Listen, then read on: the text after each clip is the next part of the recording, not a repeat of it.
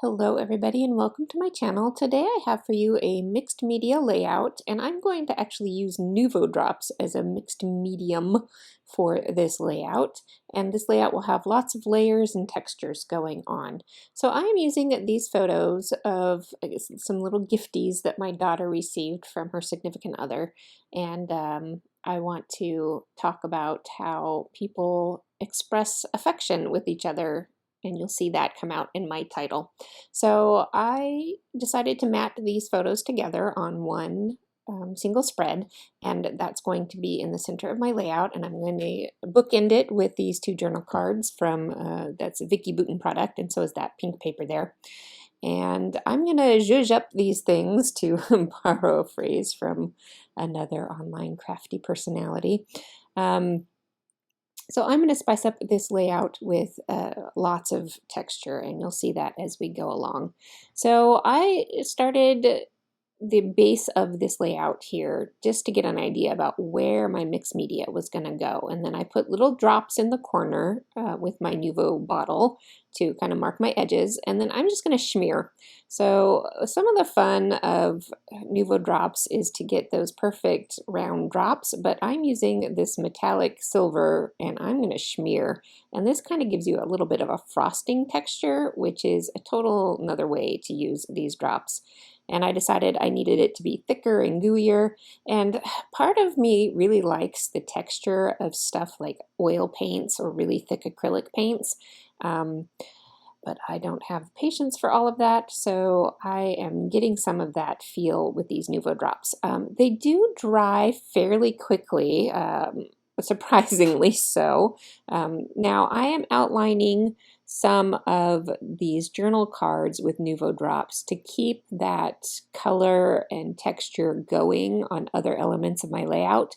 When I add something to one area, I want to be sure to carry that through to other areas. So I am changing this, what is it called? A vase. There we go. That's the word. This vase on these flowers into a silver metallic vase.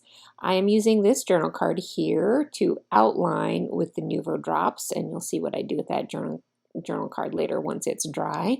And then I'm also going to add some spots and speckles onto this butterfly, just kind of right over the top of where some of the black detailing is already.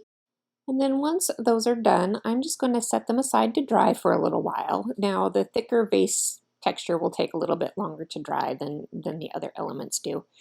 And then while that's drying, I am practicing some layers while just straight on my table, sorry.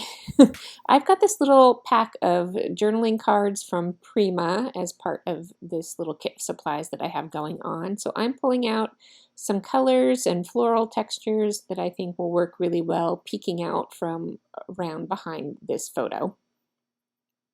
And while I start with full journal cards, later on you'll see that I realize that half of these cards are being tucked underneath, and I will actually tear them in half and tuck the torn edge underneath and just see, there you go, I'm tearing now, and tuck the torn edges underneath and stretch my supplies even farther.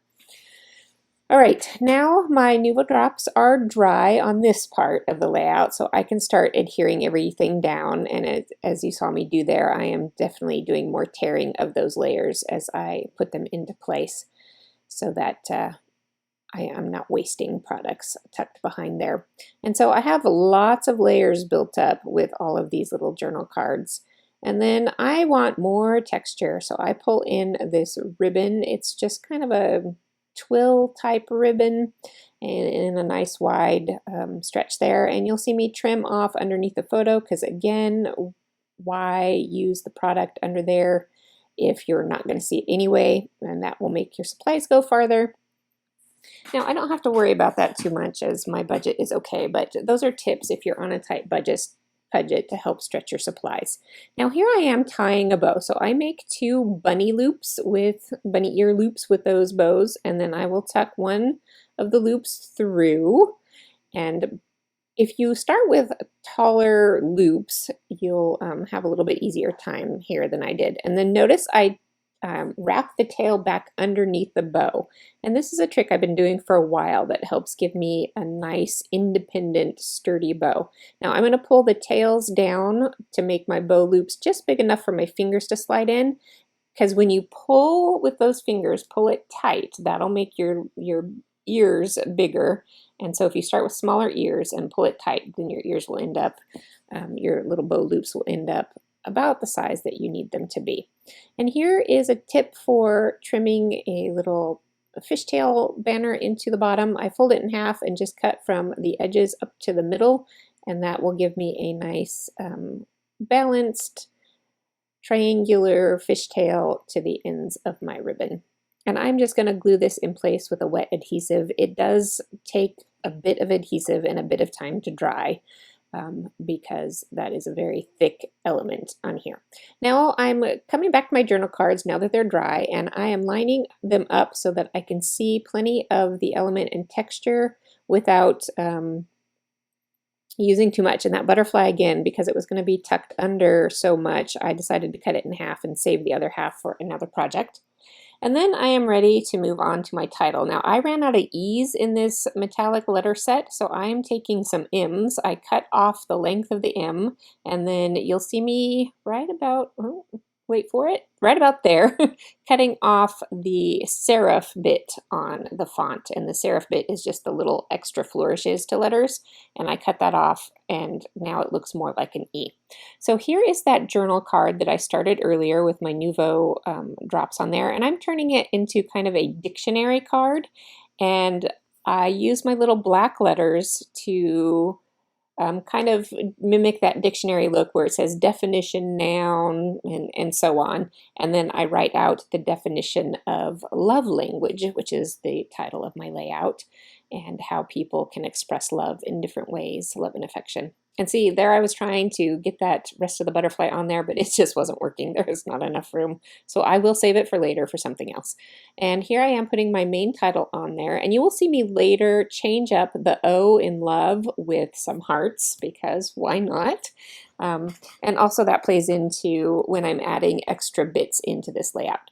Now, when I have that bow down there at the bottom, like I said before, if I've got an element somewhere, I want to try and carry that throughout the layout. So I'm just folding these little tabs into my ribbon and tucking these little extra tabs to two other places on the layout, and that brings in the texture and color and flair without it being, you know, bold and in your face. So it's just a little bit of something that helps carry it through.